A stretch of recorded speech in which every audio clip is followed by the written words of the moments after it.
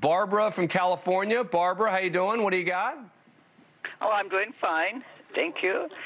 And I do watch your show almost every evening, and I've really enjoyed it. But it seems to me, Dan, like you appear to be rather biased. It seems like you're extremely conservative. I really don't know. I can't figure it totally out, but are you?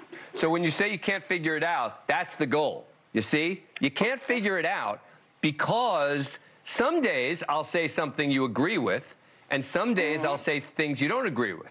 So when you say I'm biased, of course I'm biased, meaning I have a bias on certain stories. It's not a bias based on trying to get to a certain outcome. It's an opinion, and that's why I share it with you. I tell you what my opinion is so you can decide. So on the Fani Willis story, you may say, oh, Dan's just a conservative. He wants to get her off the case. And then on the Hunter Biden story, I'll say, you know, I don't think that anyone else might have been prosecuted for this particular crime. Oh, Dan's a liberal.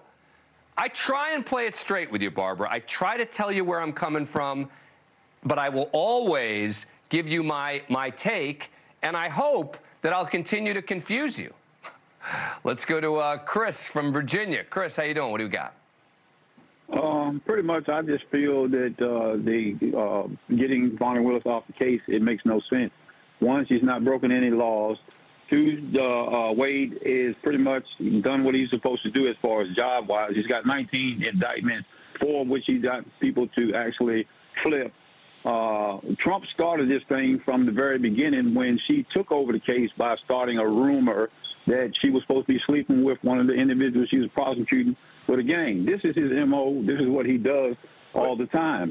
You know, and if you look at her documents or the documents was filed from Wade and his ex-wife, not one iota of a word was said about the Fani Willis. Well, wait, Chris, hang on a second. Divorce decree. Chris, she's admitting it. Yeah. She admits she's having an affair with him. Right, but it did not. This supposed to have started after the fact. Is it a rule that she can't date somebody after the fact? No. Welcome to the new world, Chris. I think you're still living in 1978. Where it was okay for the boss and someone they're reporting to be having an affair. But more importantly, when you're talking about prosecuting the former president of the United States, don't you think that you should be trying as hard as you can to do everything by the books and not create controversy, and then claim that it's racism for people to be singling out him of the 3 special prosecutors? That's what she said.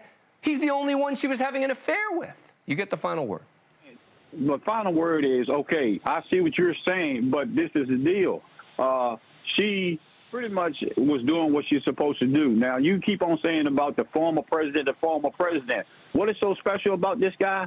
This guy's got 4 indictments, felony indictments, 91 charges. He's been convicted of fraud and is a sex offender. No, that's the problem. Come on. Now you're making stuff up. He hasn't been convicted of anything. That's a civil case you're talking about in New York. And you know what, Chris? It's comments like yours that lead people politically to go towards Donald Trump, because it sounds like people have this derangement when it comes to Donald Trump that leads, I think, moderates and independents to say, God, people have gone crazy. And I try very hard to play it straight. No emotion. I'm telling you how the law works, how it applies in other cases, why I think this one is a little different.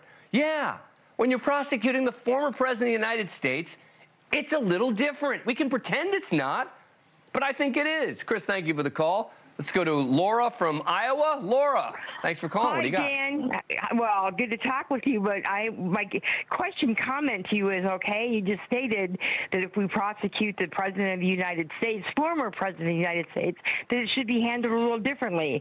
So that message tells me that you believe that the President of the United States is above the law, former or in office.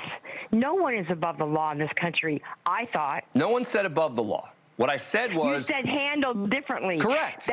Handled differently. Correct. Okay? Correct. And here's why. Hang on. Here's why. If I were indicted, hang on. You would show up on my door. Thank you. All right. So 2 things. Number 1, yes. When you're talking about the former president of the United States, I do think that it should be a little bit different. But B, you're talking about in Georgia conduct committed while he was president, meaning you couldn't be prosecuted for this stuff. You wouldn't have been able to do the stuff that he's being accused of because only the president or someone in his position and the people around him could do something like that. So it is different. Sharon is in Michigan. Sharon, what do you got? Hello, Dan. I am very, very pleased to talk to you. I am one of your biggest fans. Thank you. But I am talking about the Crumbley case. I just think, it is setting, if she were to be convicted, it's setting such a precedent. Good or in bad? Our country. Good or bad? Well, probably not good. I think it. So you think she good. should be acquitted? No, I don't think she should. No, I don't think she should be acquitted either. Then I don't understand what you're saying. Well, no, because I'm just saying I think she should do some time. Okay. I don't think then maybe she has to be 15 convicted. years. She has to be convicted to get some time. Thank you for watching. Go to newsnationnow.com to find NewsNation on your cable provider. And don't forget to click the red subscribe button below to get more of NewsNation's fact-driven, unbiased coverage.